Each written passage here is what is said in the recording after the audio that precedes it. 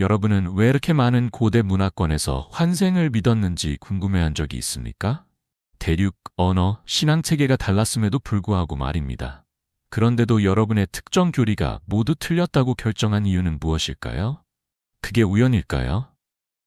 여러분은 모든 다양한 문명이 실수로 잘못 이해한 것이고 여러분의 버전은 옳다고 생각하십니까? 여러분은 이것이 여러분의 한 번뿐인 삶, 한 번뿐인 기회, 한 번뿐인 심판이라고 들었습니다. 그리고 여러분이 그것을 망치면 영원한 보상 또는 영원한 형벌, 그것으로 끝입니다. 사건 종결. 그러나 스스로에게 이 중요한 질문을 던져보십시오. 그 믿음으로부터 누가 이익을 얻습니까? 당신입니까? 아니면 당신의 순종에 힘입어 권력을 쌓은 사람들입니까? 진실은 이 전체 시스템, 즉 여러분의 존재, 영혼, 목적을 보는 방법을 가르쳐온 방식은 결코 여러분을 자유롭게 하도록 설계된 것이 아니라는 것입니다. 그것은 여러분을 함정에 빠뜨리도록 설계된 것입니다. 여러분은 영혼이 들어있는 육체 그 이상입니다. 여러분은 구원을 기다리는 백지 상태가 아닙니다. 당신은 외부로부터의 구원이 절실히 필요한 연약한 존재가 아닙니다. 당신은 고대의 의식, 여행자, 시간과 형태와 공간을 초월하여 계속해서 살아온 존재입니다. 그리고 그들은 당신이 그 사실을 알기를 원하지 않았습니다. 왜 그랬을까요? 왜냐하면 자신의 진정한 본성을 이해하는 영혼은 통제할 수 없기 때문입니다. 기억하는 영혼은 강력합니다. 환생하는 영혼은 교리에 의해 통제할 수 없습니다. 브라이언 와이즈 박사에 대해 말씀드리겠습니다. 1980년 당시 그는 마이애미에 있는 마운트 시나이 메디컬 센터의 정신과 과장이었습니다. 아이비리그 출신, 전통적, 회의적, 전생을 믿을 만한 사람이라고는 생각되지 않는 그런 사람입니다. 그러던 어느 날 전통적 치료법으로는 해결할 수 없는 극심한 불안과 공포증을 앓고 있는 환자 캐서린이 찾아왔습니다. 절박해진 와이즈 박사는 최면요법을 시도했습니다. 그 후 일어난 일로 인해 그녀의 세계관이 완전히 무너졌습니다. 최면 상태에서 캐서린은 수백 년 전에 살았던 삶에 대한 자세한 설명을 하기 시작했습니다. 마이애미의 단순한 의료기술자가 알 수 없는 특정 장소, 옷, 이름 등입니다. 공포증의 원인에 대해 물었을 때 그녀는 기원전 1863년에 홍수로 익사했다고 설명했습니다. 질식에 대한 두려움은 다른 생에서 목이 졸린 경험 때문이었습니다. 캐서린이 영적 안내자로부터 메시지를 전달하기 시작하면서 전환점이 찾아왔습니다. 여기에는 와이즈 박사의 가족에 대한 개인 정보도 포함되었습니다. 그녀는 죽은 그의 아들에 대해 묘사하면서 그를 죽게 만든 희귀한 심장질환에 대해 언급했는데 그녀가 알 수 없는 정보였습니다. 나는 환생을 믿지 않았습니다. 와이즈 박사는 나중에 그의 저서 Many Lives, Many Masters에서 이렇게 썼습니다. 저는 전통적인 종교적 가정에서 자랐습니다. 그러나 제 사무실에 증거가 있었어요. 제가 틀렸다는 것을 증명하는 증거 말입니다. 그날 미국에서 가장 공인된 정신과 의사 중 한 명이 과거의 삶을 기억하는 사례가 4,000건이 넘는 것을 기록하기 시작했습니다. 신비주의자나 영적 탐구자가 아니라 잊혀졌어야 할 것을 기억하는 평범한 사람들로부터 말입니다. 신앙체계의 세계 지도를 보세요. 힌두교는 12억 명의 신자를 보유하고 있으며 환생은 근본입니다. 불교는 5억 명의 신자를 보유하고 있으며 환생은 필수적입니다. 수천 년에 걸쳐 전해 내려온 고대 이집트 종교는 영혼의 여정이 죽음 이후에도 계속된다고 믿습니다. 수많은 부족에 걸쳐 전해 내려오는 아메리카 원주민의 전통은 영혼이 여러 길을 걷는다고 믿습니다. 켈트족의 드루이드, 고대 그리스인, 이슬람 이전의 중동 문화는 모두 어떤 형태의 영혼의 연속성을 받아들였습니다.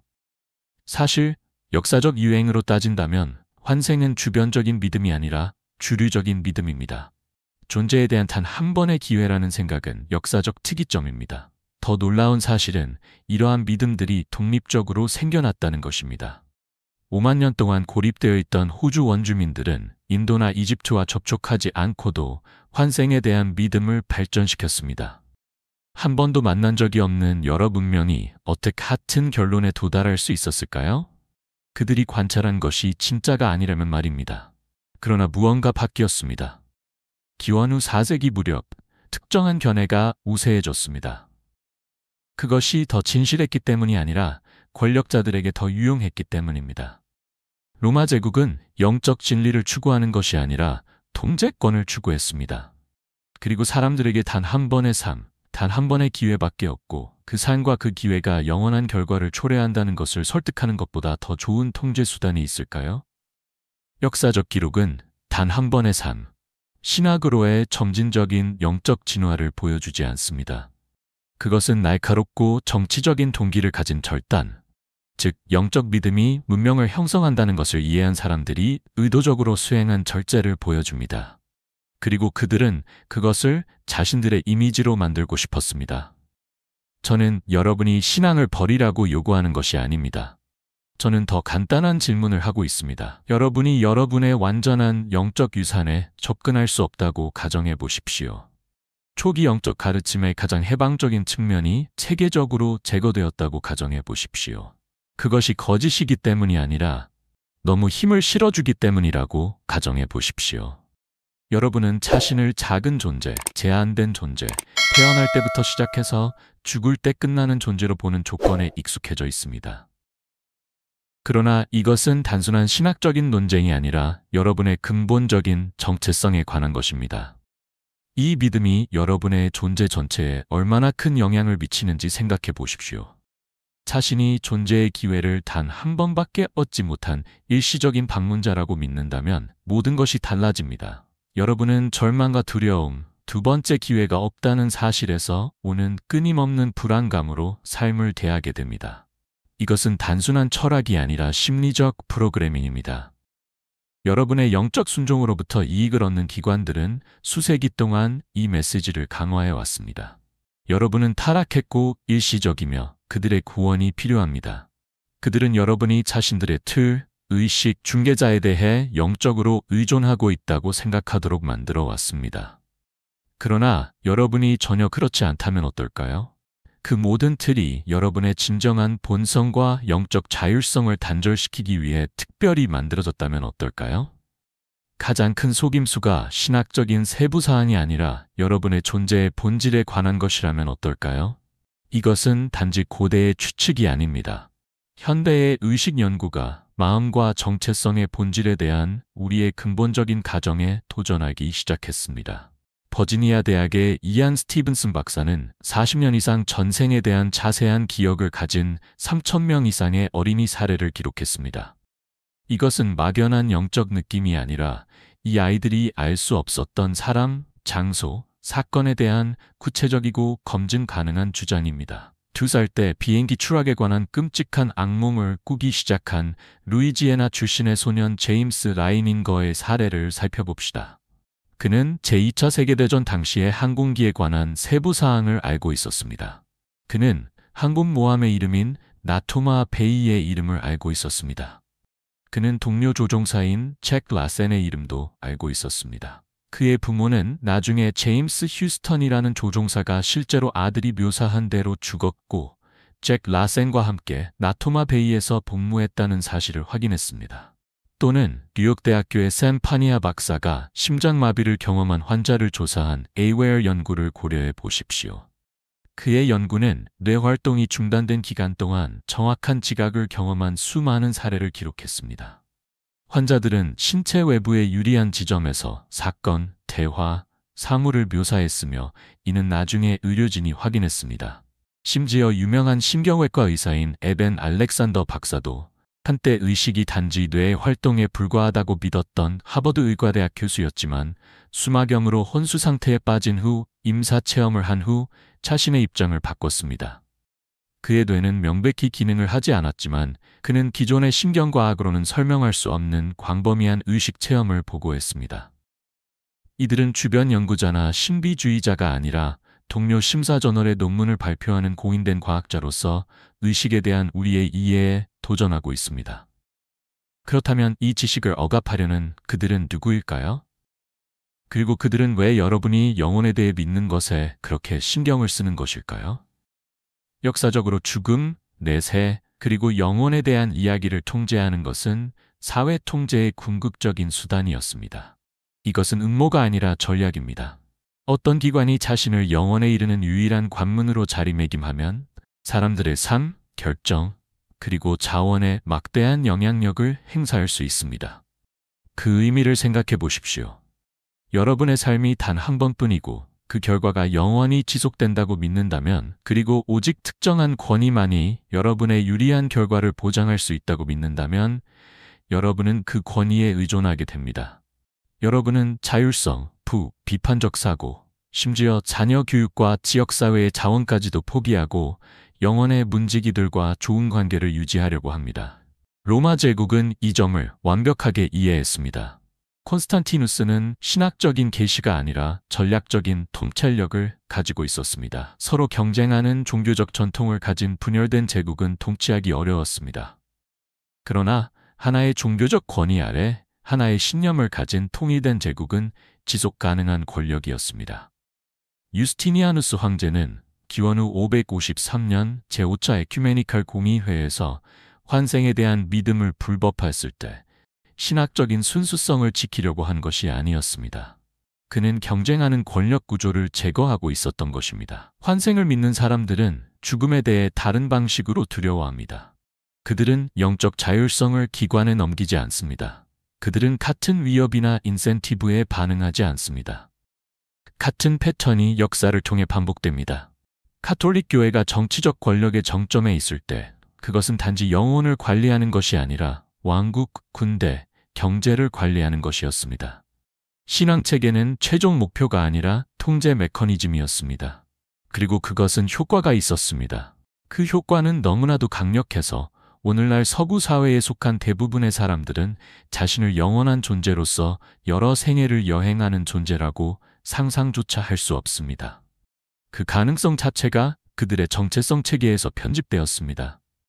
증거나 논리적인 논쟁을 통해서가 아니라 대안적인 견해를 체계적으로 삭제하고 문화적 조건을 부여하고 이러한 고대적 이해를 보존하는 전통을 소외시킴으로써 말입니다. 여러분은 단순히 정보를 거부당한 것이 아니라 의도적으로 영혼의 기억으로부터 단절된 것입니다. 그리고 지금까지 여러분은 어둠 속에 가두기 위해 만들어진 규칙에 따라 살아왔고, 그 규칙을 만든 사람들은 여러분의 맹목적인 믿음을 이용해서 호화로운 삶을 누리고 있습니다. 이것은 단순히 신학에 관한 문제가 아닙니다. 영적 소유권, 영혼의 주권, 실존적 조작에 관한 문제입니다. 그리고 지금 우리가 이 대화를 나누고 있는 유일한 이유는 시스템에 마침내 균열이 생겼기 때문입니다. 진실의 파편이 숨겨진 원고, 고대 가르침, 금지된 텍스트를 통해 유출되고 있으며 이로 인해 사람들이 깨어나고 있습니다. 그러나 분명히 짚고 넘어가야 할 것이 있습니다. 여러분은 이 모든 것을 알 필요가 없습니다. 여러분은 두려워해야 합니다. 질문하는 것을 두려워하고, 더 깊이 파고드는 것을 두려워하고, 발견할지도 모르는 것을 두려워해야 합니다. 분명히 짚고 넘어가겠습니다. 이것은 단순한 음모론이나 뉴에이지적 환상이 아닙니다. 이것은 수백 년에 걸친 검열의 역사 속에 묻혀있는 문서화된 역사적 사실입니다. 서양 영적 전통에서 환생에 대한 체계적인 배제는 어둠 속에서 일어난 것이 아니라 공식적인 협의회, 공식적인 직령, 그리고 승인된 텍스트 정리를 통해 대낮에 일어난 일입니다. 역사적 기록은 분명합니다. 서기 553년 유스티니아누스 황제는 콘스탄티노플에서 제5차 에큐메니칼 공의회를 소집하여 오리겐과 그의 가르침, 특히 영혼의 전존재와 환생을 비판하는 비난문을 발표했습니다. 이 사실은 숨겨진 것이 아니라 공의회의 기록 자체에 기록되어 있습니다. 테오도라 황후와 종교 지도자들 사이에 이러한 믿음을 제거해야 하는 정치적 필요성에 대해 논의한 편지가 있습니다. 우리는 동시대 사람들의 기록을 통해 텍스트의 파괴를 묘사하는 기록을 가지고 있습니다. 우리는 영혼의 전생을 명백히 비난하는 오리겐에 대한 비난이 역사적 기록에 보존되어 있다는 것을 알고 있습니다. 이것들은 해석이나 추측이 아니라 역사적 문서입니다. 문제는 환생이 기독교 교리에서 체계적으로 제거되었는지 여부입니다. 문제는 그것이 이미 존재하지 않았다면 애초에 왜 제거되어야 했는가 하는 것입니다. 초기 기독교의 연대기를 살펴보면 초기 3세기의 다양한 가르침에서 콘스탄틴 이후의 제국 종교에 이르기까지 자연스러운 신학적 진화를 볼 수 없습니다. 영적 믿음을 메커니즘으로 사용하여 권력을 정치적으로 통합하는 것을 목격할 수 있습니다. 환생을 체계적으로 지워버리는 것이 더욱 놀라운 이유는 고대 문화 전반에 걸쳐 보편적으로 존재한다는 점입니다. 이것은 주변 집단이 가진 모호한 믿음이 아니었습니다. 그것은 세계의 많은 위대한 문명에서 근본적인 것이었습니다.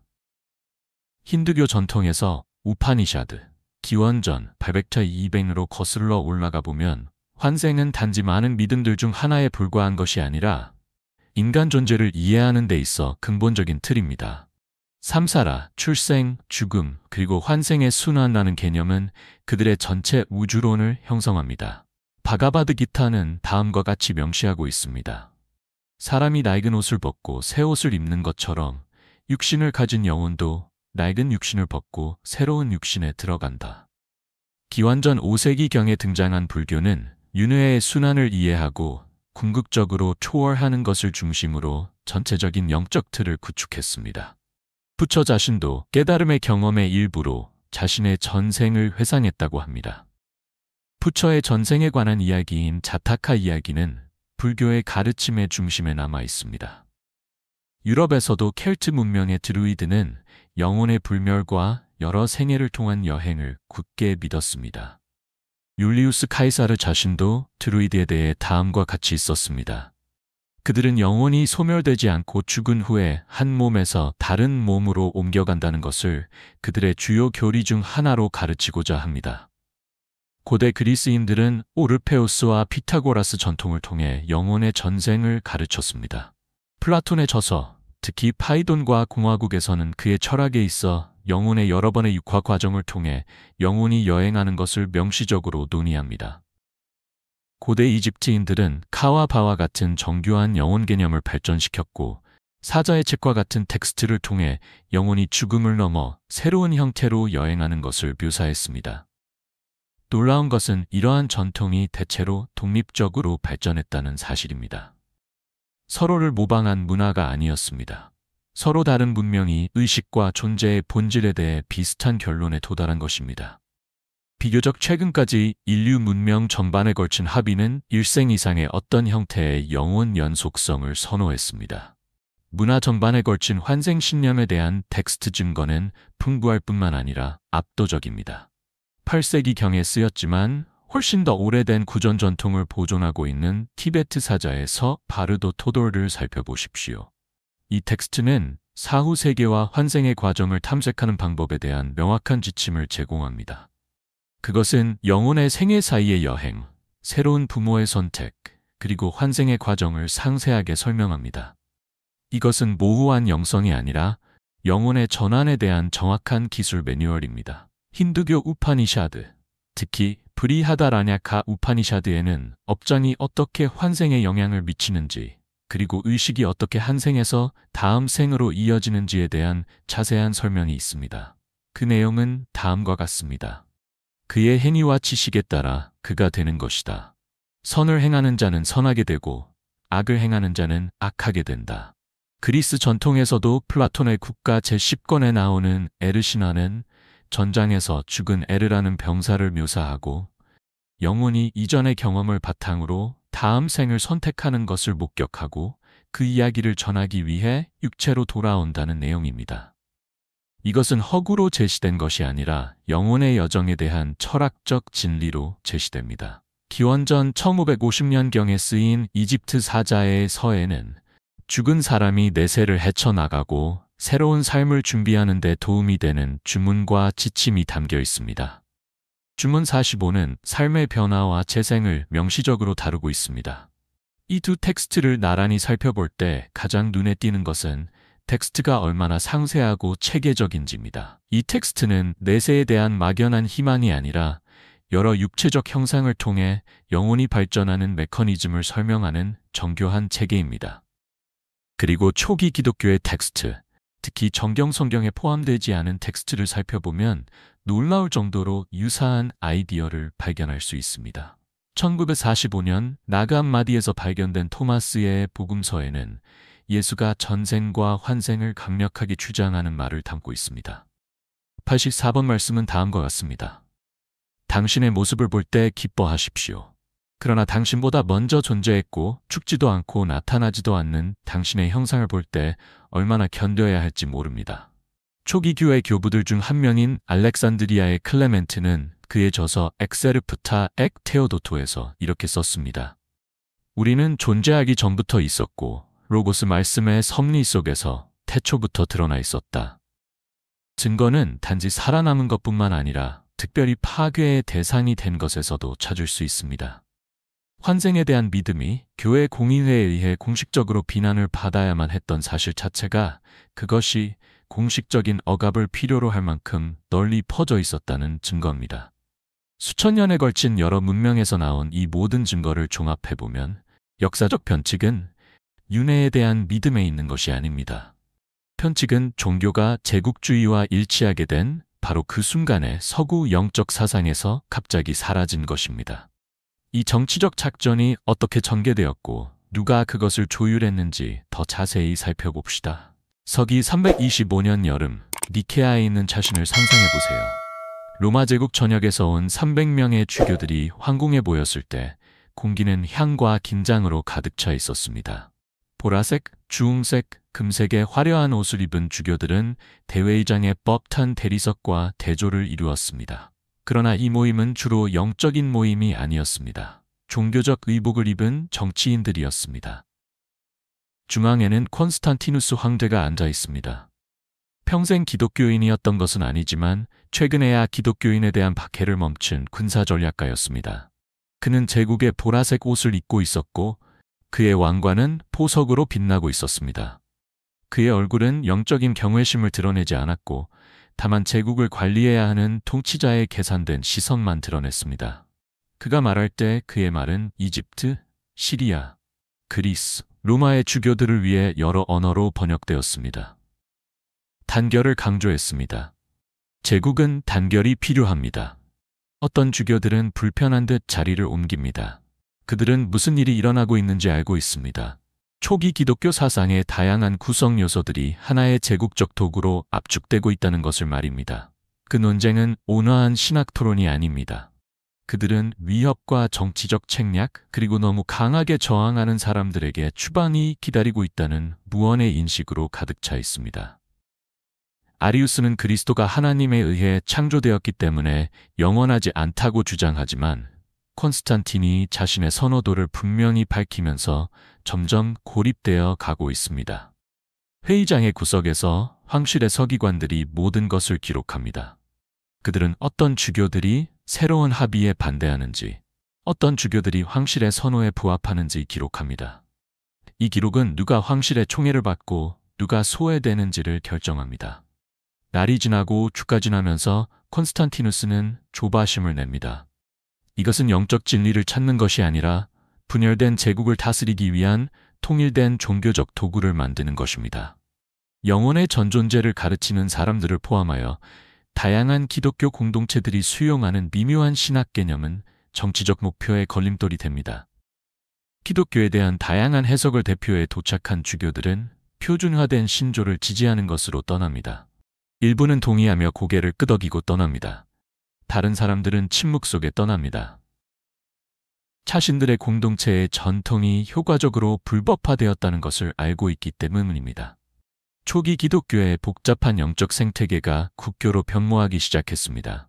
콘스탄틴은 신학자가 아니었습니다. 그는 권력을 이해하는 군사지휘관이었습니다. 그가 기독교로 개종한 것은 밀비한 다리 전투 전에 하늘에서 십자가와 함께 이 표징으로 정복하라는 말을 보았다고 주장하는 환상을 본 이후였습니다. 이 표징으로 영적 진리를 찾으라가 아니라 정복하라는 말을 보았다는 점에 주목하십시오. 처음부터 그의 기독교와의 관계는 권력에 관한 것이었습니다. 콘스탄틴 이전의 기독교는 다양하고 분산되어 있었으며 종종 제국의 권위와 충돌했습니다. 일부 기독교 공동체는 공동체 생활을 실천했습니다. 일부는 세상의 계층 구조에 의문을 제기했습니다. 많은 사람들이 영혼의 여정이 한 생애를 넘어 확장된다고 가르쳤습니다.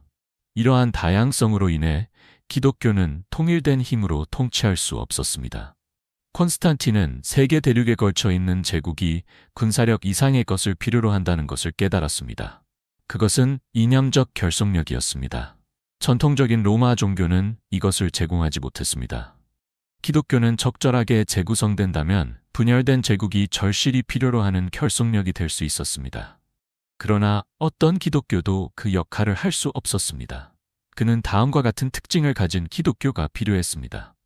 명확한 계층 구조를 가진 중앙 집권적 권위, 제국 구조를 반영, 기존의 권위에 대한 복종을 강조, 구원과 저주 사이에 명확하고 단순한 구분을 만들었습니다.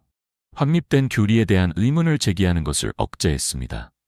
영혼이 여러 생애를 경험한다는 생각은 이러한 목표를 훼손했습니다. 여러분의 영혼이 육체보다 먼저 존재했고 여러 생애를 통해 계속 존재할 수 있다면 여러분의 궁극적인 충성은 현세적인 권위에 대한 것이 아니라 여러분의 영적 여정에 대한 것이 될 것입니다. 여러분의 시간 범위는 한 제국의 통치 기간을 넘어 확장될 것입니다. 여러분의 관점은 현재의 정치적 체계를 초월할 것입니다. 콘스탄티누스는 기독교인들이 신학 논쟁을 그만두기를 바란 것이 아닙니다.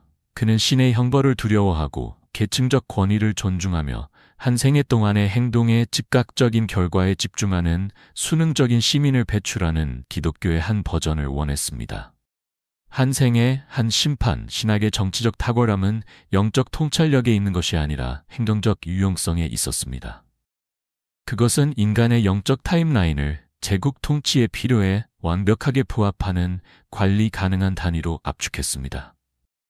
세계에서 가장 저명한 초기 기독교 학자 중 한 명인 프린스턴 대학의 일레인 파겔스 교수는 이렇게 말합니다. 우리가 기독교라고 부르는 것과 우리가 기독교 전통이라고 생각하는 것은 사실 소수의 자료만을 대표합니다. 누가 어떤 이유로 그 자료를 선택했습니까? 그 답은 권력과 관련이 있습니다.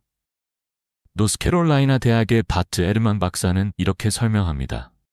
기독교 정통성을 확립하기 위한 투쟁에서 승리자들은 신학적인 전투에서 승리했을 뿐 아니라 갈등의 역사를 다시 썼습니다. 이러한 역사의 제작성으로 인해 패배자들의 관점은 대부분 잊혀지게 되었습니다. 많은 나그암 마디 문헌을 번역한 고 마빈 마이어 박사는 이렇게 말했습니다.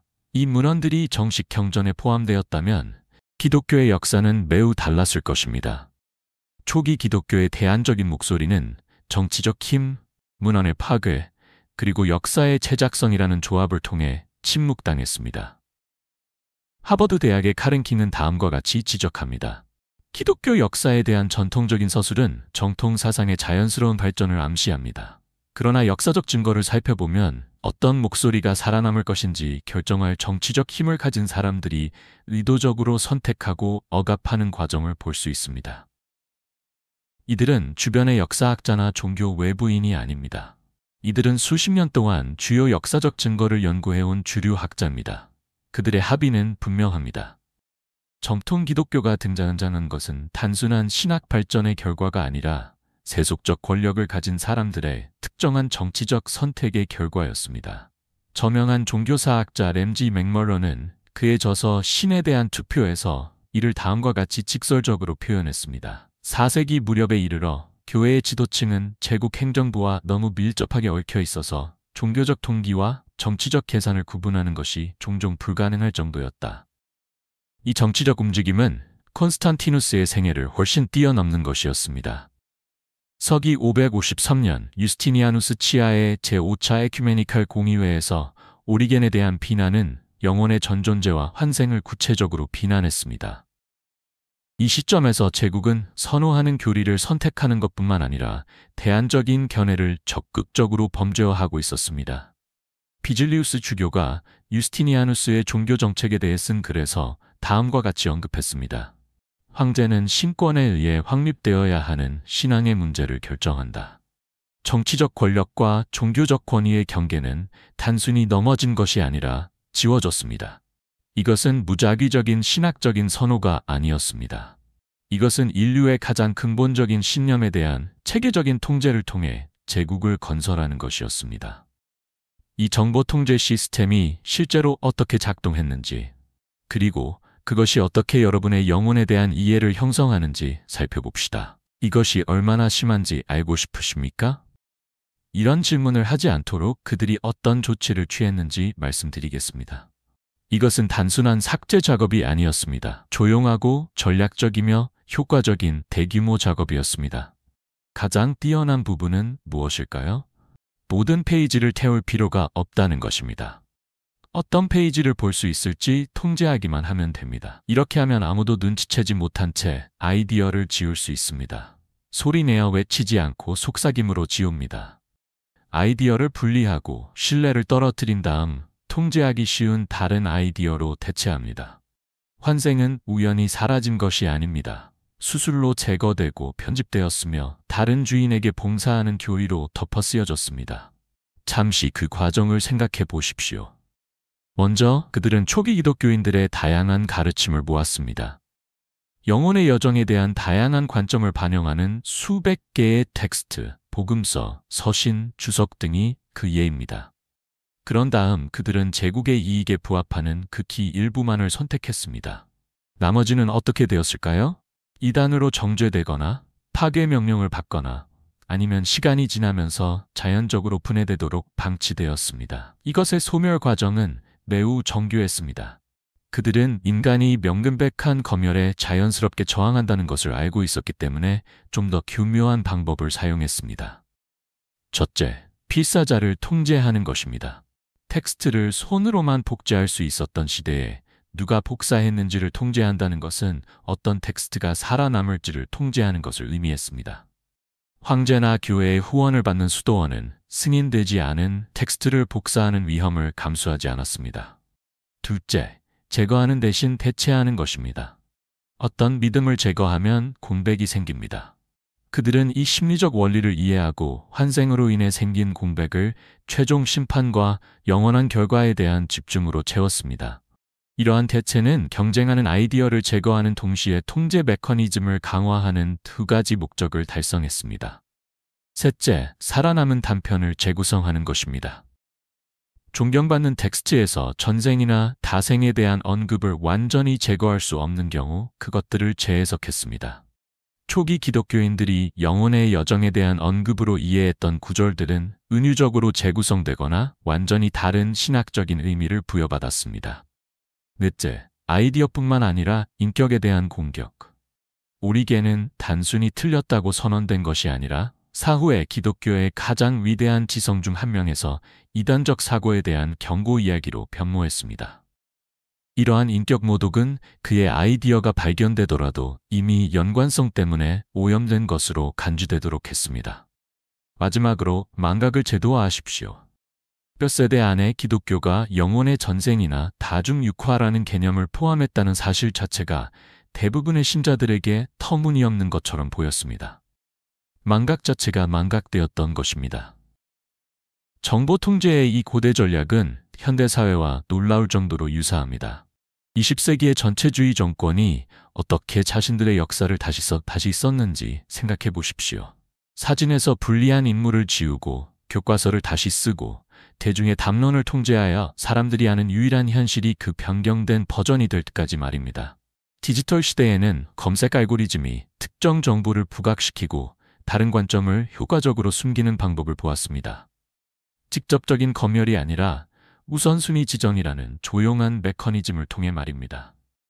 고대 교회 아버지들은 그러한 시스템의 효율성에 감탄했을 것입니다.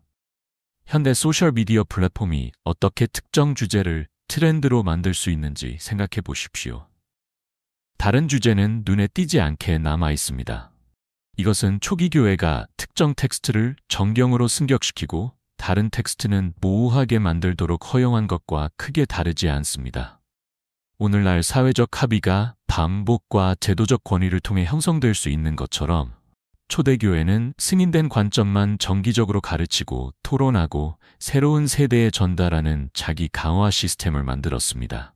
이 유사성은 언어 자체로 확장됩니다. 이단이라는 용어가 단순히 선택 또는 사상학교를 의미하는 것에서 위험하고 처벌 가능한 잘못된 사고의 의미를 내포하는 것으로 어떻게 변형되었는지 주목하십시오. 이러한 언어적 변화는 현대의 용어가 그 내용을 다루지 않고 특정 관점을 불신하기 위해 어떻게 무기화될 수 있는지를 반영합니다. 가장 놀라운 것은 고대와 현대의 정보 통제 시스템이 폭력에 의존하지 않고 필요할 때 폭력을 사용할 수 있지만 사회적 압력, 제도적 통제, 소속감과 수용에 대한 인간의 욕구와 같은 보다 효율적인 메커니즘에 의존한다는 사실입니다. 이 체계적인 편집의 물리적 증거는 고대 필사본에서 여전히 볼 수 있습니다. 원본 필사본을 지우고 다시 사용하기 위해 양피지를 재사용한 팔림프세스트는 때때로 의도적으로 지워진 초기 기독교 기록을 드러내기도 합니다. 현대 영상 기술 덕분에 학자들은 의도적으로 가려진 텍스트의 일부를 복원할 수 있게 되었습니다. 필사본 조각은 종종 선택적 편집의 증거를 보여줍니다. 동일한 텍스트의 여러 사본을 비교하면 시간이 지남에 따라 변화하는 정통적 입장과 일치하도록 수정된 구절이 자주 드러납니다. 단어가 바뀌고 문장이 재해석되었으며 어떤 경우에는 전체 구절이 삭제되기도 했습니다. 요한복음만 보더라도 그렇습니다. 텍스트 학자들은 가늠하다 잡힌 여인에 관한 유명한 구절 요한복음 7장 53절 12이 초기 원고에는 없었던 것으로 나중에 추가된 것이라고 밝혔습니다. 이것은 이 텍스트가 얼마나 유동적이었는지를 보여줍니다. 신학적인 필요에 따라 내용이 추가되거나 삭제될 수 있었습니다. 정경 복음서 자체는 발전하는 정통에 맞춰 편집된 흔적이 있습니다. 마가복음은 원래 빈 무덤과 겁에 질린 여인들로 끝을 맺었습니다. 부활의 모습이 없는 것이었습니다. 육체적 부활에 대한 강조가 정통 가르침의 중심이 되면서 부활의 모습이 있는 더 긴 결말이 나중에 추가되었습니다. 고대 필사본의 주석은 훨씬 더 많은 것을 보여줍니다. 필사자들은 때때로 편집 결정에 대해 논평하거나 특정 구절에 대해 의구심을 표하기도 했습니다. 이러한 편집 과정의 단편적인 모습은 나중에 변하지 않은 신성한 계시로 제시될 내용을 형성하는 인간의 손을 보여줍니다. 가장 중요한 기술 중 하나는 선택적 보존이었습니다. 수도원과 필사본에서 적극적으로 복사되는 텍스트를 통제함으로써 교회 당국은 시간이 지남에 따라 불리한 견해가 자연스럽게 사라지도록 했습니다. 양피지는 분해되고 파피루스는 부서지며 계속해서 복사하지 않으면 텍스트는 역사에서 사라지게 됩니다. 그로 인한 손실의 규모는 어마어마합니다. 고대 문헌을 통해 초기 기독교 텍스트가 수천 개 존재했음을 알 수 있습니다. 그중 대부분은 완전히 사라졌습니다. 남아있는 텍스트는 무작위로 선택된 것이 아니라 복사 과정을 관리하는 사람들의 신학적인 입장과 일치했기 때문에 살아남은 엄선된 텍스트입니다. 여러분의 신념은 영적인 발견에서 비롯된 것이라고 생각하십니까? 아닙니다. 그것은 마치 제품처럼, 정치 캠페인처럼, 사업처럼 선별되고 편집되고 포장된 것입니다. 그리고 그게 효과가 있었습니다. 여러분은 이미 여러분의 손에 닿을 때쯤에 수능을 위해 미리 걸러진 신념 체계를 전달받았습니다. 그것은 더 이상 고대의 지혜가 아니었습니다. 그것은 통제를 위한 정제된 청사진이었습니다. 분명히 말씀드리겠습니다. 여러분이 성경이라고 부르는 책에 무엇이 들어갈지 결정한 사람들은 영적인 신비가 아니었습니다. 그들은 관료, 정치가, 제국 전략가들이었습니다. 여러분의 종교적 세계관을 형성한 사람들은 제국을 관리했던 사람들, 전쟁, 검열, 처형에 동의했던 사람들이었습니다. 그리고 그들은 여러분의 영혼이 믿을 수 있는 것을 결정한 사람들이었습니다. 그것이 바로 여러분이 다루고 있는 것입니다. 그것은 한때 존재했던 거칠고 필터링되지 않은 영적 지식으로부터 얼마나 멀리 떨어져 있는지를 보여줍니다. 그들이 여러분이 절대 들여다보지 않기를 바라는 역사 속으로 들어가 봅시다. 왜냐하면 일단 들여다보기 시작하면 모든 것이 풀리기 시작하기 때문입니다. 오리겐이라는 이름을 들어본 적이 없다면 그것은 여러분의 잘못이 아닙니다. 여러분이 들어보지 않았어야 했으니까요. 기원 후 185년경 알렉산드리아에서 태어난 오리겐은 그다지 알려지지 않은 인물이 아니었습니다. 그는 초기 기독교에서 가장 뛰어난 기독교 사상가 중 한 명으로 여겨질 수 있습니다. 심지어 그의 신학적인 반대자들조차 그의 천재성을 인정했습니다. 제롬은 그를 사도 다음으로 가장 위대한 교회 교사라고 불렀습니다. 그의 저술은 기독교 신학의 기초를 형성했으며 그의 성경 해석 방법은 수세기 동안 지속된 표준을 세웠습니다. 그렇다면 오늘날 대부분의 기독교인들에게 왜 그가 거의 알려지지 않았을까요? 오리겐은 영혼의 선제설을 믿었기 때문입니다. 그는 여러분의 영혼이 육체보다 훨씬 먼저 존재했으며 신성한 근원에서 왔으며 훨씬 더 큰 영적 진화의 일부로서 물질 세계에 들어왔다고 가르쳤습니다. 그리고 이 진화는 단 한 번의 생애 동안에 일어난 것이 아닙니다. 오리겐은 그의 기념비적인 저서 원리론 Principes에서 이렇게 썼습니다. 모든 영혼은 전생의 승리로 힘을 얻거나 패배로 약화되어 이 세상에 들어옵니다. 그는 영혼이 정화를 향한 여정의 일부로서 여러 생애를 경험하고 그 후에 하느님께로 돌아간다고 분명하게 가르쳤습니다. 당시에는 논란의 여지가 없었습니다. 아직은 아니었습니다. 초기 기독교 공동체들 중 많은 곳에서 비슷한 생각을 가지고 있었습니다.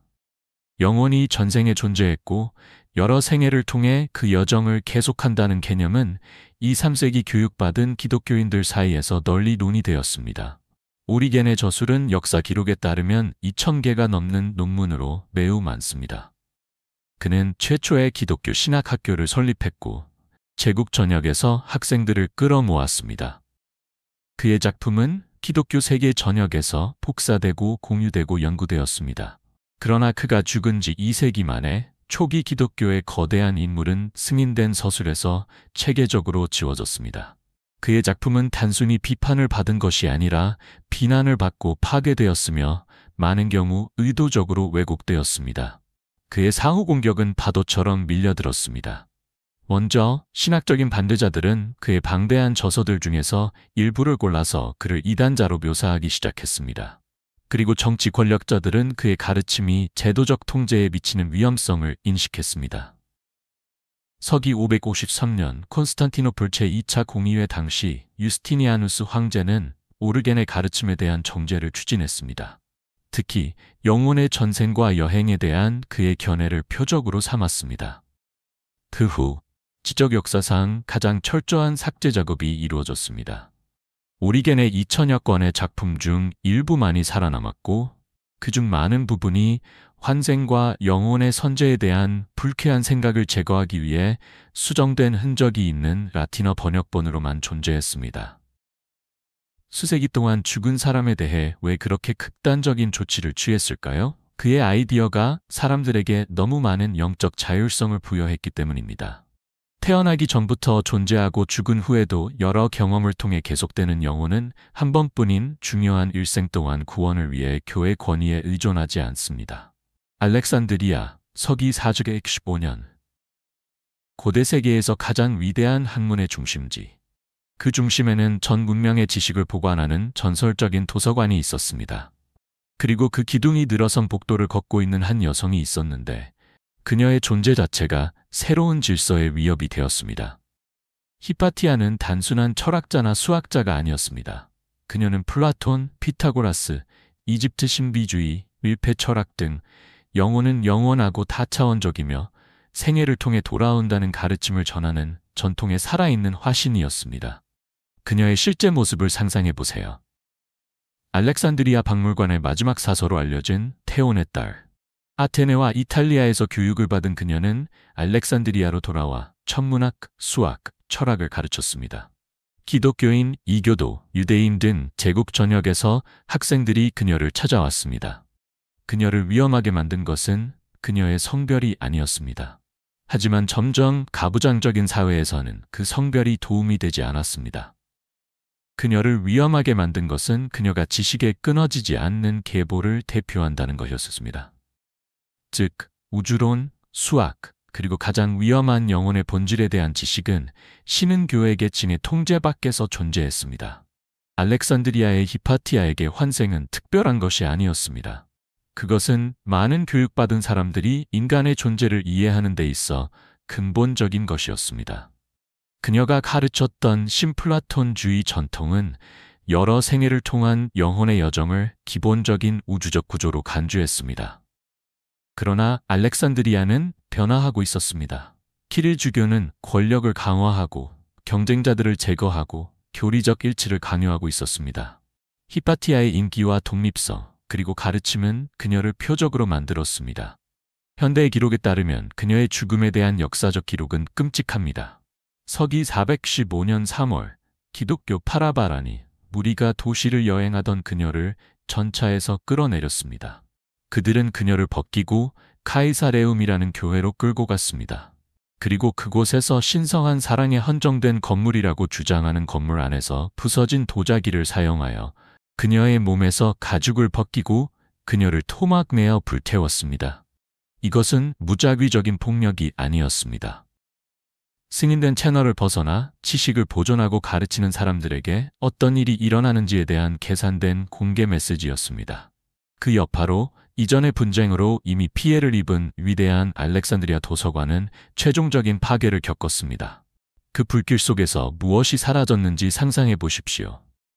수학, 천문학, 의학에 관한 두루마리뿐만 아니라 이집트, 그리스, 페르시아, 인도의 영적 전통에 관한 텍스트도 사라졌습니다. 의식의 본질, 영혼의 여정, 영적 기억을 일깨우는 기술에 관한 논문도 사라졌습니다. 고대 지혜의 가장 위대한 보고가 잿더미로 변해버린 것입니다. 그들은 단순히 책을 없애는 것이 아니라 기억을 없애고 가능성을 없애고 여러분을 원점으로 되돌릴 수 있는 모든 것을 없애고 있었습니다. 그리고 그들은 질서, 신, 단결이라는 이름으로 그렇게 했습니다. 그러나 우리는 스스로를 속이지 말아야 합니다. 그것은 통제에 관한 것이었습니다. 영적 통제, 정신적 통제, 운명적 통제. 그리고 여러분은 여전히 그 범죄의 폐허 속에 살고 있습니다. 오리겐과 히파티아는 고립된 사건이 아니었습니다. 역사를 통틀어 이런 패턴이 반복됩니다. 여러 생애를 통해 영혼의 여정에 대한 지식을 보존한 사람들은 체계적인 제거에 직면했습니다. 16세기 철학자 조르다노 브루노를 생각해 보십시오. 우리는 그가 지구가 우주의 중심이 아니라고 주장했다는 이유로 1600년에 화형에 처해졌다는 이야기를 자주 듣습니다. 그러나 그것은 이야기의 일부에 불과합니다. 그의 이단 중에는 영혼의 전생, 즉 환생에 대한 그의 주장이 포함되어 있었습니다. 그의 저서 드모날에서 그는 영혼이 진화의 일부로서 여러 생애를 거치면서 발전한다는 것을 명시적으로 가르쳤습니다. 그의 재판 기록이 남아 있습니다. 종교재판소는 특히 영혼은 인간의 몸의 형태가 아니라 몸 안에 갇혀 있다. 죽음 후의 영혼은 한 몸에서 다른 몸으로 이동한다는 그의 가르침을 비난했습니다. 8년간의 투옥과 고문 끝에 브루노는 로마의 campo de fiori에서 산채로 화형에 처해졌고 군중에게 연설할 수 없도록 혀를 철제못으로 찔렀습니다. 심지어 환생에 대한 믿음을 간직한 전체 공동체의 운명도 더 잘 알려졌습니다. 12세기에서 13세기 사이에 프랑스 남부에 살았던 카타리파는 환생에 대한 믿음을 포함하는 일종의 기독교를 실천했습니다. 그들은 육체적 세계를 영혼이 영적 지식을 통해 해방될 때까지 환생의 순환에 갇혀있는 영역으로 이해했습니다. 그에 대한 반응은 교황 이노센트 3세는 알비겐스 십자군을 선포했는데 이는 유럽인들을 대상으로 한 유일한 십자군이었습니다. 모두 죽여라, 신만이 아신다라는 악명 높은 명령은 이 캠페인에서 비롯되었습니다. 1209년 베지에르에서 하루 만에 2,000명의 남녀노소가 학살되었습니다. 캠페인이 끝날 무렵 랑그독의 문화는 사실상 사라졌고 그곳의 문헌은 불타버렸으며 지식은 사라졌습니다. 여러 생을 통해 영혼이 진보한다는 개념을 포함한 밀교적 지식을 보존했다고 널리 알려진 기사단도 비슷한 운명을 맞이했습니다. 1307년 10월 13일 금요일, 불운한 날인 13일의 금요일의 유래, 프랑스의 필립 4세는 전국의 기사단을 체포했습니다. 고문을 당한 많은 기사단원들은 화형에 처해지기 전에 이단적 신념을 고백했습니다. 이 패턴은 유럽을 넘어 확장됩니다. 중동의 드루즈, 티베트의 불교 이전의 본 전통, 전 세계의 수많은 토착 전통 등 모두 단순히 다르다는 이유뿐만 아니라 영혼의 일생이 아닌 영혼의 여정에 대한 지식을 보존했다는 이유로 체계적인 박해를 받았습니다. 이러한 사례가 중요한 이유는 그 잔인함뿐만 아니라 선택성 때문입니다. 환생을 가르치는 사람들에게만 가해지는 특별한 잔인함은 이 개념이 기존 권력에 얼마나 위협적이었다는 것을 보여줍니다. 자신의 영혼이 한 생애를 넘어서는 결과를 경험할 것이라고 믿는 사람은 즉각적인 위협이나 약속을 통해 통제하기가 근본적으로 더 어렵습니다. 그리고 이것이 핵심입니다. 이것은 신학적인 의견 불일치가 아니었습니다. 그것은 당신의 영혼에 대한 이야기를 누가 통제할 것인지에 대한 권력 투쟁이었습니다. 서양 역사에서 환생에 대한 믿음이 다시 등장할 때마다 그것은 불균형적인 폭력에 직면했습니다. 그것이 거짓이기 때문이 아니라 그것이 해방적이었기 때문입니다. 1945년 12월 이집트 북부 나그한마디 마을 근처 현지 농부 무함마드 알리 알산마는 자발 알타리프 산맥에 기이돼서 자연 비료를 캐고 있었습니다. 그의 개니가 무언가를 강하게 쳤습니다. 높이 약 1m 정도의 밀봉된 토기 항아리였습니다. 미신적인 무함마드 알리는 그 병에 사막의 정령인 지니가 들어있을지도 모른다는 두려움 때문에 병을 열지 못했습니다. 그러나 욕심이 두려움을 이겼습니다. 아마도 그 병 안에 금이 들어있을지도 모릅니다. 그는 곡괭이로 병을 깨뜨렸고 금화나 악령 대신에 가죽으로 엮은 파피루스 두루마리 13권이 나왔습니다. 이 책에는 고대 텍스트 52개가 들어있었습니다. 그것들의 중요성을 인식하지 못한 무하마드 알리는 그것들을 집으로 가져왔고 아이러니하게도 그의 어머니는 저녁 식사를 준비하는 불을 피우기 위해 그 책의 몇 장을 사용했습니다. 1600년 동안 잊혀져 있던 고대의 지혜가 차 한 잔을 끓이던 불에 다 사라졌습니다. 살인, 암거래, 학문적 음모 등을 통해 이 책들의 일부가 카이로의 쿼트 박물관으로 전해졌습니다. 학자들이 마침내 그것들을 번역했을 때 그들은 경악했습니다. 이것들은 단순한 고대 문서가 아니었습니다. 그들은 기원 후 2세기에서 4세기에 걸쳐 쓰인 기독교 문서들, 즉 복음서, 묵시록, 신비주의 논문들이었습니다. 니케아 공의회 이후에 일어난 박해로 인한 체계적인 파괴로부터 그들을 보호하기 위해 일부러 숨겨져 있었던 문서들이었습니다. 그 중에는 토마스 복음, 빌립 복음, 진리의 복음, 그리고 역사에서 사라진 초기 기독교 문헌 수십 개가 포함되어 있었습니다. 예수, 그의 가르침, 그리고 인간 의식의 본질에 대해 근본적으로 다른 이해를 제시하는 문헌들입니다. 이 글들이 우연히 살아남은 것은 아닙니다. 누군가가 이집트 사막에 있는 항아리에 이 글들을 조심스럽게 봉인하고 숨겨놓은 이유는 기독교의 경쟁 버전을 체계적으로 지우는 사람들로부터 이 글들을 포존하기 위해서였습니다. 그들은 특별히 매장되어서 박해에서 살아남을 수 있었습니다. 그것에 대해 생각해 보세요. 1600년 전 누군가가 박해받는 이 텍스트들을 구하기 위해 목숨을 걸고 보존했습니다. 그리고 16세기 동안 그들은 어둠 속에서 기다렸고 농부의 베니가 우연히 그들을 빛으로 다시 데려왔습니다. 그리고 그들이 밝혀낸 것은 전통적인 종교 역사의 기초를 뒤흔들었습니다. 환생은 정치적 제국과 종교적 제도에 의해 지워지는 것이 아니라 훨씬 더 어둡고 계산된 무언가의 일부라고 한다면 어떨까요? 이때 그노시스주의가 등장합니다. 나라 한마디에서 발견된 문헌은 제국의 후원을 받아 살아남은 기독교와 비교했을 때 거의 알아볼 수 없을 정도로 변질된 기독교를 보여줍니다.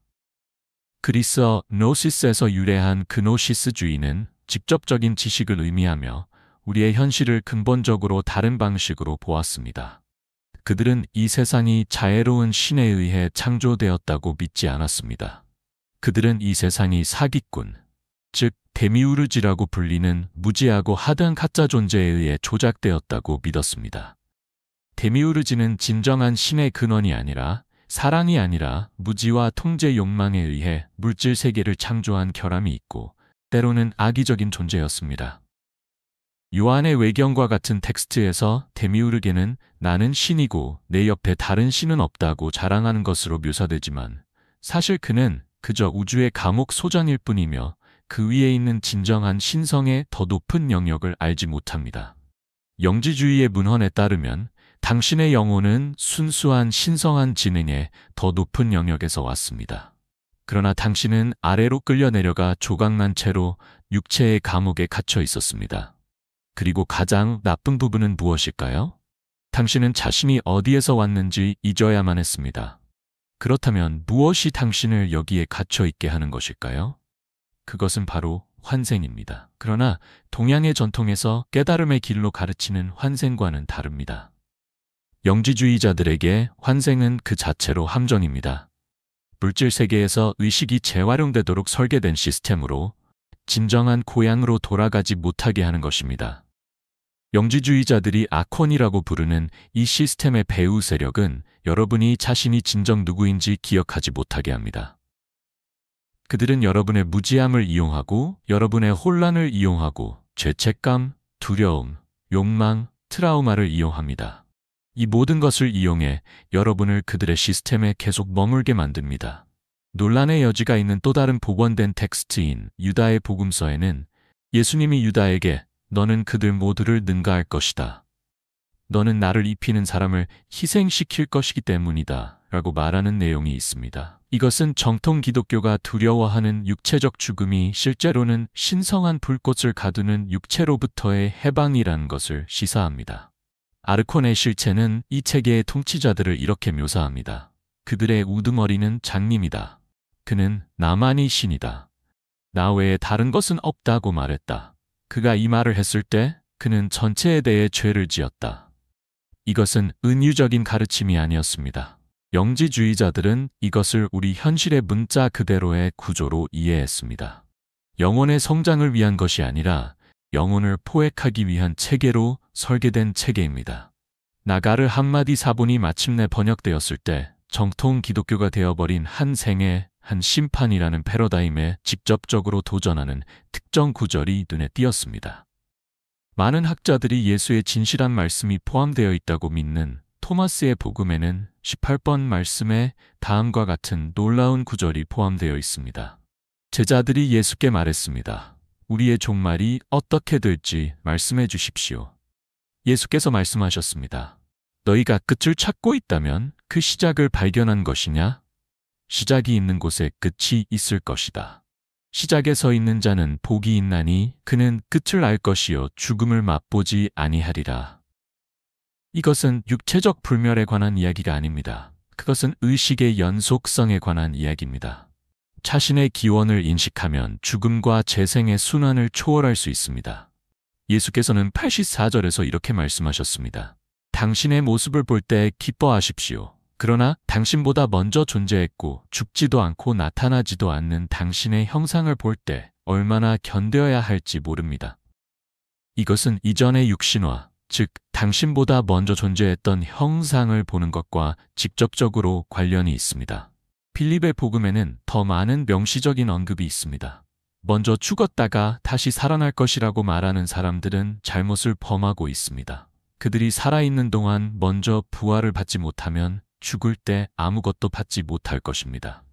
이것은 육체적 부활에 관한 것이 아니라 육신에 갇혀 있는 동안 진정한 본성을 깨닫는 것에 관한 것입니다. 본문은 계속해서 이렇게 말합니다. 사람은 거룩한 형상을 통해 다시 태어납니다. 형상을 통해 다시 태어나는 것은 분명 필요합니다. 신랑방과 형상은 형상을 통해 진실로 들어가야 한다. 이것이 바로 회복이다.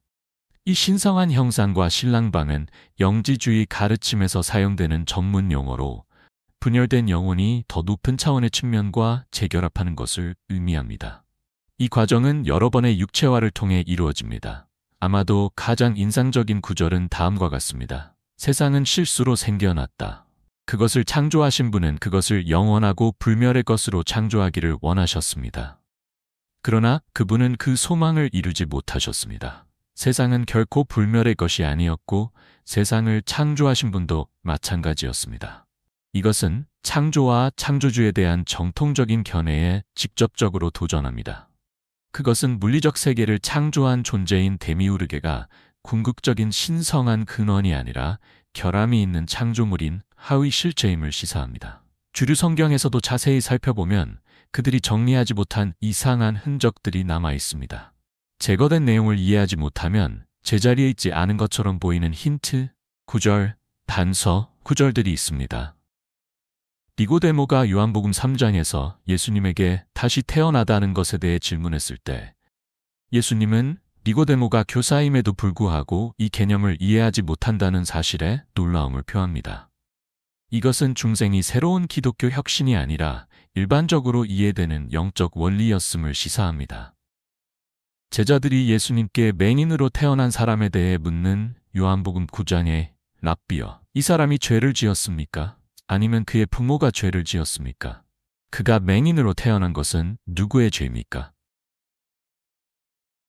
라는 질문은 그 사람이 태어나기 전에 죄를 지었을 수 있다고 믿는 경우에만 의미가 있습니다. 마태복음 16장에 기록된 예수님과 제자들의 대화에서 제자들이 예수님이 누구라고 생각하는지 묻는 질문에 제자들이 어떤 사람들은 세례 요한이라고 하고 어떤 사람들은 엘리야라고 하고 또 어떤 사람들은 예레미야나 선지자 중 한 사람이라고 합니다. 라고 대답하는 내용이 포함되어 있습니다. 이 대화는 환생이 그들의 세계관에 속해 있는 경우에만 의미가 있습니다. 그렇지 않다면 예수님이 어떻게 엘리야로 돌아올 수 있겠습니까? 그러나 대부분의 사람들은 이러한 단서를 결코 보지 못합니다. 왜냐하면 그들은 필터링된 눈으로 보도록 훈련받았기 때문입니다. 그들은 미리 승인된 해석을 읽습니다. 그들은 간극이 존재한다는 사실조차 알지 못하기 때문에 간극에 대해 의문을 제기하지 않습니다. 그러나 당신은 대부분의 사람들이 아닙니다. 당신은 그것을 느꼈기 때문에 여기에 왔습니다. 그 당김, 그 단절, 당신이 받은 이야기에서 무언가 빠졌다는 느낌. 그리고 당신은 옳았습니다. 윤회를 지은 후 그들은 빈 공간을 그냥 남겨두지 않았습니다. 그들은 그것을 다른 것으로 대체했습니다. 계산된 것, 무기로 만들어진 것, 수십억 명의 사람들을 여러 세대에 걸쳐 통제할 수 있는 것, 한 번의 삶, 한 번의 심판, 한 번의 영원한 운명. 이러한 경쟁적인 세계관의 심리적 구조를 생각해 보십시오. 윤회라는 틀에서 여러분의 영적 여정은 광대한 타임라인을 따라 펼쳐집니다. 여러분의 실수는 배움의 기회입니다. 여러분의 트라우마와 성공은 모두 영혼의 진화에 기여합니다. 한 번의 삶으로 여러분을 정의할 수 없습니다. 한 번의 실수로 여러분을 영원히 저주할 수 없습니다.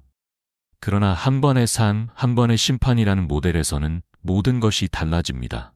모든 것이 변합니다. 여러분의 우주적 운명은 아주 짧은 시간 동안, 즉, 여러분이 모든 것을 올바르게 해야 하는 몇십 년 동안에 달려 있습니다. 이보다 더 큰 위험은 없습니다. 우주적 눈 깜짝할 사이에 내리는 결정에 따라 영원한 낙원이 될 수도 있고 영원한 고통이 될 수도 있습니다. 이것은 단순한 신학적인 차이가 아닙니다. 이것은 가장 높은 수준의 심리공학입니다. 환생 모델에서 신성한 정의는 광대하고 우주적인 규모로 작용합니다. 균형, 비례, 교육. 탄생 모델에서는 거의 이해할 수 없는 불균형이 존재합니다. 유한한 실수가 무한한 결과로 처벌을 받는 것입니다. 현세에서의 죄는 영원한 저주로 이어집니다. 이러한 모델이 인간의 행동을 어떻게 형성하는지 생각해 보십시오. 여러분이 발전할 수 있는 삶이 많다고 믿는다면 장기적인 관점을 취할 수 있습니다. 여러분의 관점은 즉각적인 만족이나 두려움을 넘어 확장됩니다. 여러분은 영혼의 성장이 한 생애 동안의 어려움을 통해 여러 생애에 걸쳐 발전할 수 있다는 것을 이해합니다. 그러나 여러분에게 기회가 단 한 번뿐이라고 믿는다면 어떨까요? 실존적 불안이 여러분의 끊임없는 동반자가 됩니다. 모든 결정은 궁극적인 의미를 내포하고 있습니다. 옳음에 대한 제도적 해석에 따르라는 압박은 압도적입니다. 왜냐하면 잘못될 경우의 대가는 말 그대로 무한하기 때문입니다. 이것은 추상적인 신학이 아니라 실제적인 권력 관계입니다. 자신이 더 긴 영혼의 여정에서 한 에피소드를 살고 있다고 믿는 사람은 본질적으로 두려움으로 통제하기가 더 어렵습니다. 자신의 영원한 운명이 현재의 선택에 달려있다고 믿는 사람은 구원의 규칙을 안다고 주장하는 사람에 의해 조종당하기 쉽습니다. 단일 생활 모델은 제도적 통제에 유용할 뿐 아니라 그 목적을 위해 특별히 개선되었습니다. 그것의 심리적 메커니즘은 의존성을 만들어내도록 정밀하게 설계되어 있습니다. 첫째, 그것은 오직 기관만이 해결할 수 있는 문제를 만들어냅니다. 원죄, 선천적인 타락, 또는 우주적 빛 등 다양한 전통이 그것을 다르게 구성하지만 핵심 개념은 동일합니다. 당신은 자신의 노력으로는 극복할 수 없는 영적 결핍의 상태에서 시작합니다. 이 조작된 문제는 오직 하나의 해결책, 즉 승인된 경로를 통한 구원을 통해서만 해결할 수 있습니다. 둘째, 그것은 인위적인 시간의 부족을 만들어냅니다. 영적 여정을 한 생애로 압축함으로써 비판적 사고를 우회하는 긴급성을 만들어냅니다. 의문을 제기할 시간도 없고 대안을 모색할 여유도 없습니다. 시간이 촉박하고 영원한 영혼이 위태롭게 달려 있습니다. 셋째, 그것은 권력의 완전한 비대칭성을 확립합니다. 이 모델에서 종교 권위자들은 단지 도움이 되는 지침을 제공하는 것이 아니라 말 그대로 여러분의 영원한 운명에 대한 열쇠를 쥐고 있습니다. 그들은 규칙을 해석하고 경계를 정의하며 신의 중개자 역할을 합니다. 이것은 영적인 봉사가 아니라 영적인 인질극입니다. 넷째, 내세를 통해 감정적 협박을 실행합니다. 천국은 영혼의 자연스러운 상태가 아니라 순종에 대한 조건부 보상으로 제시됩니다. 지옥은 일시적인 교정이 아니라 불순종에 대한 영원한 고문실입니다. 이것은 정의가 아니라 우주적 협박입니다. 다섯째, 죄책감과 수치심을 무기로 삼습니다. 한 번의 삶이 모든 것을 결정한다고 가르침으로써 모든 도덕적 실패를 실존적 차원으로 확대합니다. 이것은 건전한 책임감이 아니라 심리적인 테러입니다. 그 결과는 완벽한 폐쇄형 통제 시스템, 즉 기관이 먼저 두려움을 조성하고 그 해결책을 판매하며 남은 평생 동안 그들에게 의존하도록 만드는 영적 보호계입니다. 그것은 사실이 아니라 무서워서 작동합니다. 반면에 환생은 그 모델에 부합하지 않습니다. 왜냐하면 여러분의 영혼이 계속해서 돌아온다면 두려움 때문에 충성심을 팔 필요가 없고 당황할 필요가 없기 때문입니다. 여러분은 하나의 시험에 갇혀 있는 것이 아니라 여행을 하고 있는 것입니다. 여러분은 처벌이 아니라 경험을 통해 성장합니다. 사람들이 시간과 공간 그리고 선택권이 있다고 믿는다면 쉽게 조종할 수 없기 때문에 통제 시스템은 그 아이디어를 두려워합니다. 그래서 그 기관은 절박한 당신을 필요로 했습니다. 답을 찾고 구원을 받고 올바른 신념 체계에 속하기를 절박하게 바랐습니다. 그리고 절박할 때는 질문하지 않습니다. 권위에 도전하지 않습니다. 그냥 줄을 서서 통과할 만큼 충분히 잘하고 있기를 바랄 뿐입니다. 흥미로운 점은 현대의 임사체험과 신체 이탈 체험이 종종 한 생에 한 심판이라는 모델과 직접적으로 모순되는 반면 여러 생애에 걸친 영혼의 여정에 관한 억압된 가르침과 잘 부합한다는 점입니다. 1975년 그의 획기적인 저서 생애 이후의 생애에서 임사체험이라는 용어를 만든 레이먼드 무디 박사는 임상적으로 사망한 환자들이 일관된 패턴을 보고한 수백 건의 사례를 기록했습니다. 육체를 떠나고 터널을 통과하고 죽은 사랑하는 사람을 만나고 삶의 해고를 경험하고 종종 빛의 존재를 만나는 것. 중요한 것은 이러한 경험들이 육체적 죽음을 넘어 의식이 계속된다는 것을 시사한다는 것뿐만이 아닙니다. 그것은 정통 종교 가르침의 핵심인 두려움에 기반한 판단 체계가 현저하게 결여되어 있다는 것입니다. 대신 수천 건의 NDE에서 일관되게 나타나는 요소는 사람들이 자신의 행동뿐만 아니라 그 행동이 다른 사람들에게 미친 정서적 영향을 경험하는 전면적 삶의 검토입니다. 이것은 외부적 판단이 아니라 자아 실현이며 많은 환생 전통에서 묘사된 영적 성장의 모델과 정확히 일치합니다. 심지어 더 설득력 있는 사례는 NDE를 경험한 사람들이 전생의 기억을 떠올렸다고 보고하는 경우입니다. 버지니아 대학의 정신과 명예 교수인 브루스 그레이슨 박사는 NDE를 경험한 사람들이 갑자기 다른 생의 기억에 접근하는 수많은 사례를 기록해 왔으며 그 기억에는 그들이 알 수 없었던 검증 가능한 역사적 세부 사항이 포함되어 있는 경우가 많습니다. 케네스 링 박사의 연구에 따르면 많은 NDE 생존자들은 경험 후 직관 능력이 향상되고 심령적 민감성이 증가하며 때로는 이전의 육체에 대한 구체적인 기억을 갖게 된다고 합니다. 그들은 종종 죽음에 대한 믿음을 근본적으로 바꾸고 두려움에 기반한 종교적 개념에서 벗어나 억압된 영지주의와 윤회설의 가르침과 놀라울 정도로 잘 맞는 이해로 옮겨갑니다.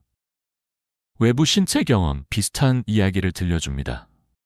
로버트 먼로우와 같은 연구자들은 의식이 육체와 독립적으로 작동하는 것처럼 보이는 수천 건의 사례를 기록했습니다. 먼로우의 연구 대상자들은 이러한 상태에서 다른 삶의 기억으로 보이는 것을 자주 접했다고 보고했습니다. 버지니아 대학의 고 이안 스티븐슨 박사는 40년 이상 전생을 자발적으로 기억하는 아이들을 조사했습니다. 그는 여러 문화권에서 3,000건이 넘는 사례를 기록했으며 보통의 방법으로 설명할 수 없는 구체적이고 검증 가능한 세부 사항을 발견했습니다. 이 아이들 중 많은 수가 전생과 현생 사이의 간격을 설명하는 방식이 고대 윤회설과 현대의 NDE 기록에서 보고된 것과 놀라울 정도로 유사했습니다. 놀라운 것은 이러한 현대 경험이 서구 종교에서 체계적으로 제거된 영적 틀과 얼마나 일관되게 일치하는가 하는 점입니다. 영원한 저주가 없는 생의 검토, 판단이 없는 사랑의 존재, 여러 존재에 걸친 의식의 연속성, 영적 성장을 위한 미래의 육화 계획. 이것은 특별한 현상이 아닙니다.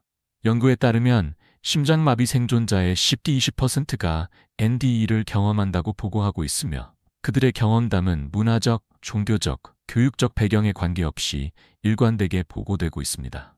사람들이 일시적으로 죽음의 문턱을 넘을 때 실제로 경험하는 것이 공식적인 교리보다 억압된 가르침에 더 가깝게 닮아 있을 수 있을까요? 지워진 지식이 잘못되었기 때문에 지워진 것이 아니라 제도 권력의 위협이 되기 때문에 지워진 것일 수도 있지 않을까요? 이러한 경험은 심오한 의미를 시사합니다. 어쩌면 여러분의 영혼에 관한 진실은 결국에는 사라지지 않았을지도 모릅니다. 어쩌면 그것은 단순히 지하로 내려갔을 뿐 공식적인 교리가 그 현실을 부정하더라도 인간의 직접적인 경험 속에서 계속해서 드러나고 있을지도 모릅니다. 이 조사를 통해 우리는 수세기에 걸쳐 체계적으로 행해졌지만 대중의 인식에서 크게 숨겨져 있던 영적 조작 과정을 밝혀냈습니다. 우리는 환생이 힌두교와 불교 전통에서 켈트족 드루이드, 이집트의 신비학교, 그리스 철학자에 이르기까지 대부분의 고대 문명에서 주류로 받아들여졌던 믿음이 아니라는 것을 알게 되었습니다. 역사적 기록에 따르면 여러 생애를 거치는 영혼의 여정에 대한 믿음은 예외가 아니라 인류의 기본 이해였습니다. 우리는 초기 기독교가 영혼의 전생과 지속적인 여정에 대한 가르침을 포함하여 다양한 관점을 포함하고 있었다는 것을 기록했습니다. 오리겐과 같은 인물들은 이단적인 외부인이 아니라 나중에 그들의 영혼에 대한 가르침이 사람들에게 너무 많은 영적 자율성을 부여했기 때문에 그들의 작품이 특별히 억압된 중심적인 지적 권위자였습니다. 우리는 교리 변화의 배후에 있는 정치적 기구를 폭로했습니다. 즉, 콘스탄틴이 영적 계시가 아니라 제국의 결속을 필요로 했기 때문에 기독교 신앙의 표준화가 추진되었다는 것을 밝혔습니다. 우리는 니케아 공의회와 그 이후의 교회 공의회가 어떻게 영적인 분별력보다는 정치적 운영에 더 가깝게 기능했는지를 보았습니다. 우리는 교리 준수를 강제하기 위해 사용된 잔인한 방법을 목격했습니다. 히파티아의 살해부터 도서관의 소각, 조르다노 브루노의 처형, 카타르와 같은 전체 공동체의 학살에 이르기까지 말입니다. 이것은 신학적인 의견 불일치가 아니라 누가 여러분의 영혼에 대한 이야기를 통제할 것인지에 대한 권력 투쟁이었습니다. 우리는 한 생애, 한 심판 모델의 심리적 구조를 조사하여 그것이 어떻게 의존성, 두려움, 그리고 의심하지 않는 복종을 만들어내는지 밝혀냈습니다. 이 시스템은 영적 진리를 위해 설계된 것이 아니라 제도적 통제를 위해 설계된 것입니다. 그리고 우리는 임사체험에서 과거의 삶에 대한 문성화된 기억에 이르기까지 현대의 경험들이 억압된 가르침과 정확히 일치하는 경우가 많다는 것을 확인했습니다.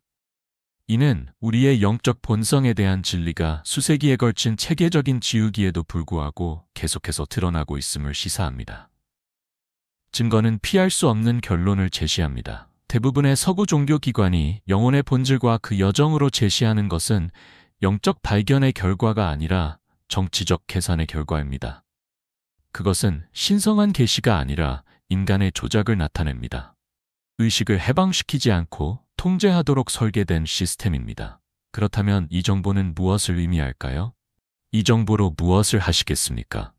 다음 질문을 고려해 보시기 바랍니다. 만약 여러분의 영혼에 대한 현재의 믿음이 검열, 폭력, 정치적 조작의 역사가 기록된 기관에 의해 형성되었다면 이러한 믿음이 통제 메커니즘이 아니라 영적 진리를 반영한다고 얼마나 확신하십니까?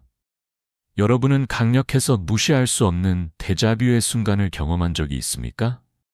한 번도 가본 적이 없는 곳인데도 매우 친숙하게 느껴지는 곳, 방금 만난 사람이 오랜 친구처럼 느껴지는 곳, 소유해서는 안 되는 지식인데 어떻게 해서인지 소유하고 있는 곳, 심판에 관한 정통 종교의 가르침과 일관되게 모순되는 임사체험에 관한 기록을 접할 때 고대의 윤회설과 일치하는 이 기록이 더 그럴듯하게 느껴지나요? 아니면 문화 전반에 걸쳐 수천 명의 사람들이 비슷한 환각을 경험하고 있다는 사실, 또는 공식적인 교리가 가려놓은 현실을 엿보고 있다는 사실이 더 그럴듯하게 느껴지나요? 신학 탐구를 위험하거나 죄악이라고 가르침을 받은 적이 있다면 스스로에게 물어보세요. 당신의 두려움으로부터 누가 이익을 얻습니까? 진정한 영적 진리가 위협으로 스스로를 방어해야 하는가? 아니면 그 위협이 면밀한 조사로부터 스스로를 보호하는 시스템을 암시하는 것인가?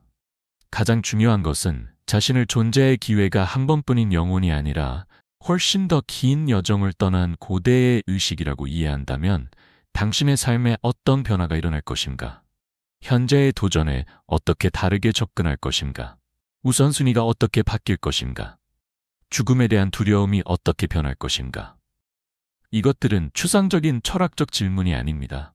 이 질문들은 여러분이 누구인지, 왜 여기에 있는지, 그리고 현재의 육체가 죽으면 어떻게 되는지에 대한 핵심을 다루고 있습니다. 이 질문들은 의식적인 존재가 할 수 있는 가장 중요한 질문입니다. 만약 이 탐구가 여러분에게 공감을 불러일으킨다면 여러분은 혼자가 아니라는 것을 알아두십시오. 전 세계 수백만 명의 사람들이 우리의 영적 유산이 공식적인 서술이 허용하는 것보다 훨씬 더 풍부하고 복잡하며 해방적이라는 가능성에 눈을 뜨고 있습니다. 더 깊이 연구해 보시기를 권합니다.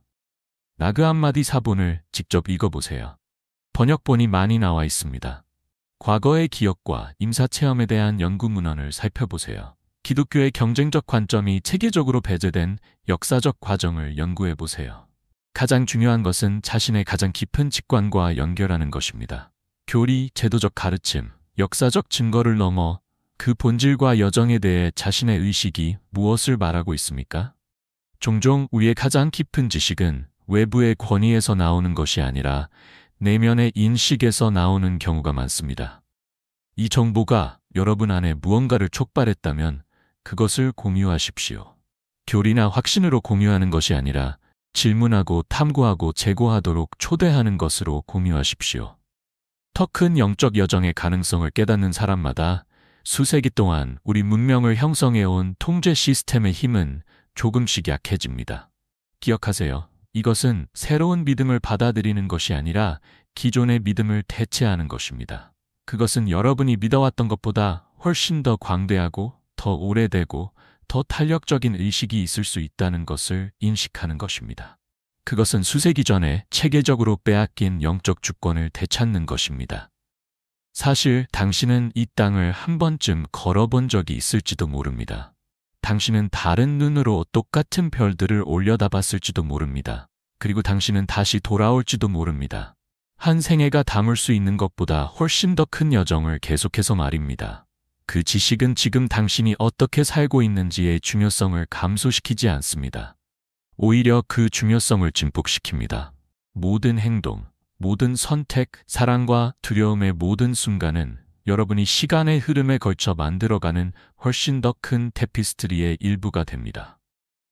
만약 이 내용이 여러분 내면의 깊은 곳에서 울림을 준다면 그것은 전혀 새로운 정보가 아니라 오래전의 기억일지도 모릅니다.